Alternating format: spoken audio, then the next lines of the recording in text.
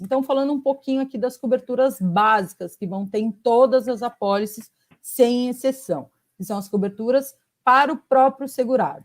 É a cobertura de interrupção de negócios, né? Então, caso você sofra um ataque e você tenha a interrupção, a paralisação do seu negócio, onde você não consiga trabalhar, todos os lucros cessantes e as despesas fixas sofridas durante essa paralisação estão amparados dentro da cobertura da apólice. Então, o exemplo lá que foi dado lá no começo da farmácia. O cara não conseguia trabalhar por causa de um ataque cibernético. Todo esse período que ele ficou paralisado, a gente faz uma média de quanto ele receberia, né, referente aos meses passados, e paga todo esse lucro cessantes e essas despesas que foram sofridas durante essa interrupção de negócio.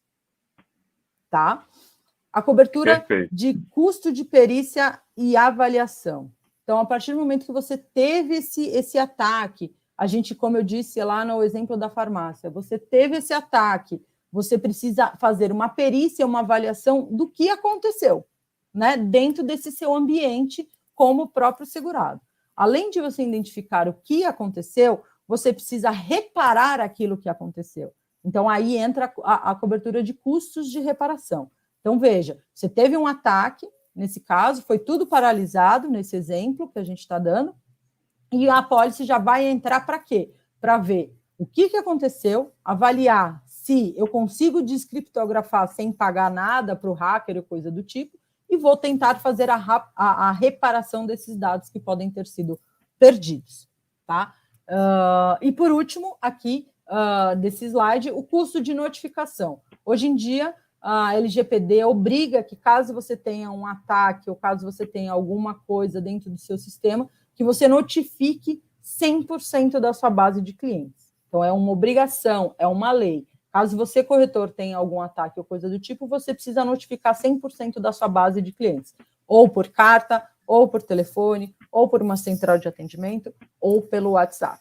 Então, a apólice também prevê todo o custo dessa notificação para poder ajudar o nosso segurado a notificar os terceiros que estão ali dentro da base dele.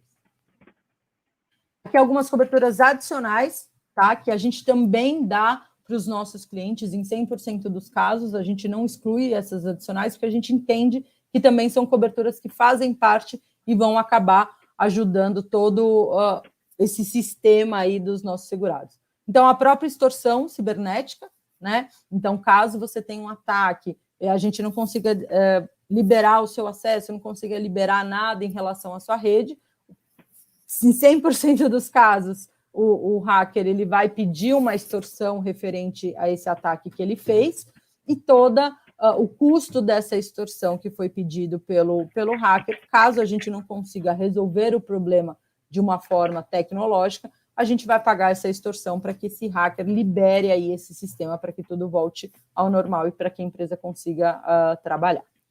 O próprio danos à reputação.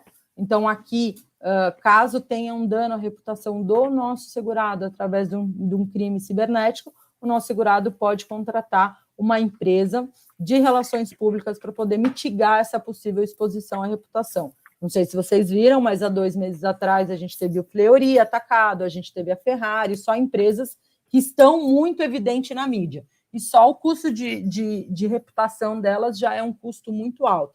Então, essa cobertura também é muito importante, principalmente para as pequenas. É muito difícil a gente mensurar quanto custa a reputação, quanto custa a marca de uma empresa. E aí, quando você tem uma exposição dessa, a chance de você ter uma perda aí de valor em relação à sua marca é muito grande. Despesa com investigação regulatória. Então, caso algum órgão regulador vá até a empresa e queira fazer uma investigação ou chame em juízo para fazer uma investigação, toda a despesa para responder essa investigação também está amparado pela apólice, e as próprias multas regulatórias impostas pelos órgãos governamentais. Então, é uma das poucas modalidades que cobre aqui as multas aplicadas ao próprio segurado em decorrência de um ataque cibernético. Agora, aqui falando um pouquinho das coberturas de terceiros, aquelas onde a gente, através de um crime cibernético, a gente expõe e prejudica ou até mesmo dar um prejuízo financeiro ao terceiro, né?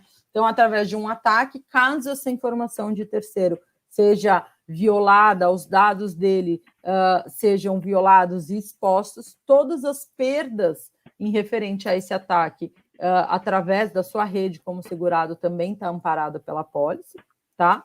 A própria responsabilidade por segurança de rede de terceiros, isso aqui também é super importante. Caso você, como segurado, tenha uma transferência aí de dados entre outras empresas ou coisa do tipo, caso essa outra empresa sofra um ataque através da sua rede, ou ele esteja na sua empresa utilizando a sua rede, todos os dados ali, todo aquilo que foi perdido pelo terceiro em decorrência dele estar usando a sua rede também está amparado pela apólice. A cobertura de transmissão de phishing. O que é phishing? Aqueles e-mails nada a ver que a gente recebe, que a gente clica e ele fala que é um site de alguma coisa, parece super real e na verdade não é real, né? O phishing é a tal da pescaria. Eu vou pescar esse cara aqui para ver se ele cai no meu golpe. Que pode ser através de e-mail, pode ser através de link, pode ser de várias formas e até mesmo os sites maliciosos.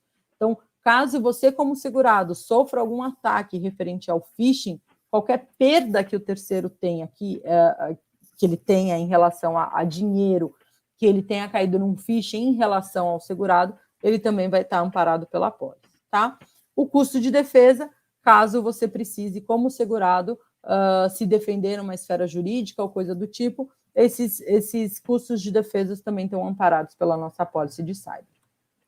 E perfeito. Aqui, as adicionais de terceiros. Então, também são coberturas que a gente dá em 100% dos nossos casos, mas caso alguém não queira alguma dessas coberturas, a gente também pode tirar sem problema nenhum. Então, a quebra de propriedade intelectual relacionada aí à segurança cibernética do nosso segurado. Então, caso você tenha um segredo comercial de alguma empresa, um contrato que tenha alguma coisa relacionada à propriedade intelectual, isso seja vazado, também está amparado pela apólice. A própria calúnia, injúria e difamação, caso o hacker, não sei se vocês vão lembrar, muitos anos atrás, tinha um site americano que era um site para extraconjugal. Então, as pessoas eram casadas e queriam ter um relacionamento extraconjugal. Um hacker foi lá, invadiu e expôs o dado de todo mundo, expôs ali quem era a pessoa, com quem ela estava falando e tudo mais. Então, isso aí pode ser considerado uma difamação ou coisa do tipo em relação a um ataque cibernético e também está amparado pela apólice. E a multa decorrente de evento coberto. Então, caso algum terceiro receba uma multa pela sua falha em relação ao seu sistema de um crime cibernético, ele também está amparado pela apólice.